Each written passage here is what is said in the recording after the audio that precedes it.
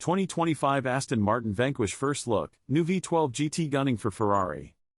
It's the fastest and most powerful front-engine Aston Martin ever built. How much horsepower does it have?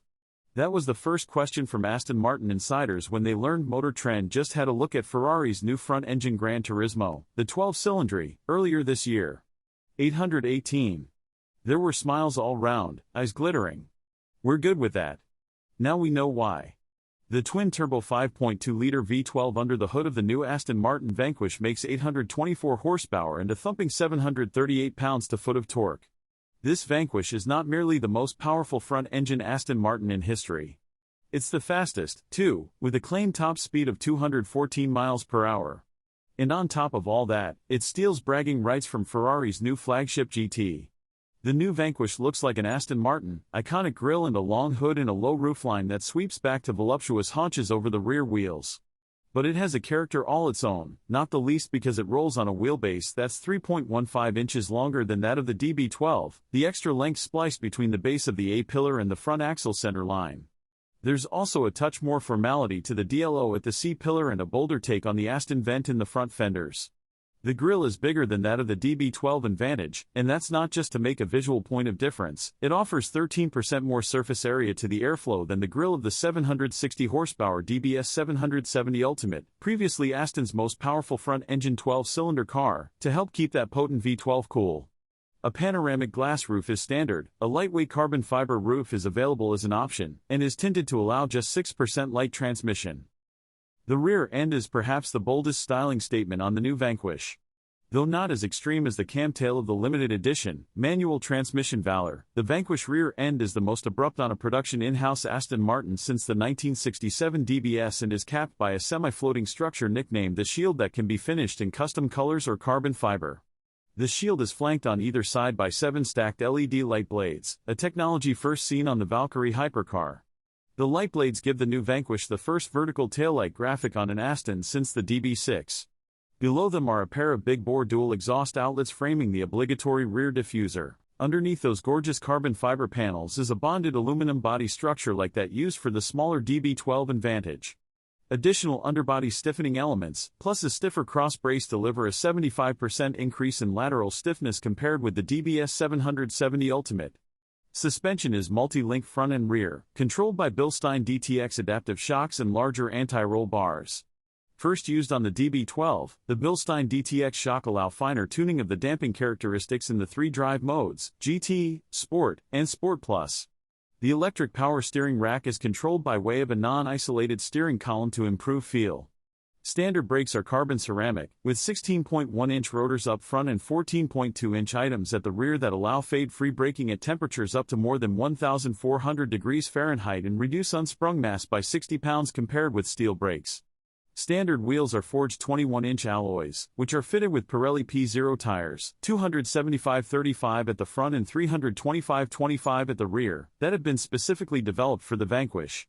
The tires feature Pirelli's noise-canceling technology, which uses a sound-deadening material on the inside of the tire to reduce road noise. The new Pirellis reflect the mission statement of the Vanquish: it may be ferociously powerful but it's also a Gran Turismo and should therefore be able to transport 2 people at high speed and comfort. One look inside the cabin underscores that mission statement. As with the other new and revised Lawrence Stroll-era Astons, the Vanquish features an interior awash with premium materials and high technology. The screens and switchgear and all their attendant functionality are shared with the DB12, the Vantage, and the upgraded DBX 707, but the Vanquish cabin features a horizontal center console that delivers an increased sense of spaciousness. Other interior design elements unique to the Vanquish include the chrome horizon line across the dash and new quilting patterns on the standard Sports Plus seats and rear parcel shelf. Fitted saddle leather luggage sets are available as an option, along with lightweight carbon fiber shell performance seats. Heart of the new Vanquish, though, is that mighty V12. It was inconceivable that a new Aston Martin flagship should be powered by anything other than a state-of-the-art V12, says Roberto Fedeli, who, ironically, was Ferrari's technical director from 2006 to 2014 before becoming Aston Martin's chief technology officer in 2022. That said, the Vanquish's engine is heavily based on the 5.2-liter twin-turbo V12 that debuted in the 2017 DB11. But, Fedeli says, it has been reworked from block casting to cylinder heads. The block has been strengthened and the redesigned cylinder heads feature new intake and exhaust port geometries and repositioned spark plugs. The 4 valves per cylinder are actuated by reprofiled camshafts, and the combustion chambers are fed by higher flow rate fuel injectors and filled by reduced inertia turbochargers.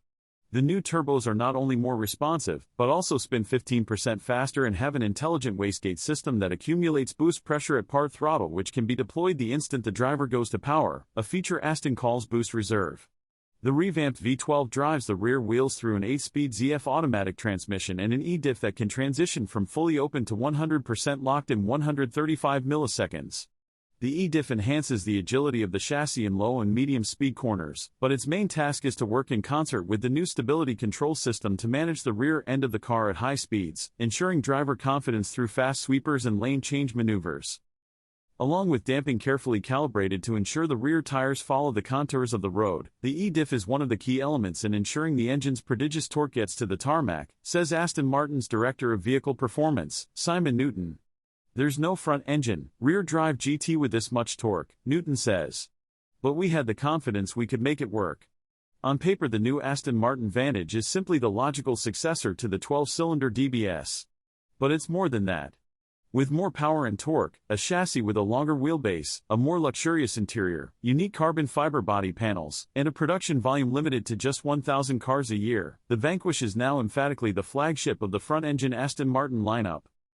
And just as the Vantage is an Aston Martin for people bored with Porsche 911s and the DB12 a convincing alternative to Bentley's Continental GT V8, the Vanquish looks equipped to take the fight to Ferrari's 12-cylinder.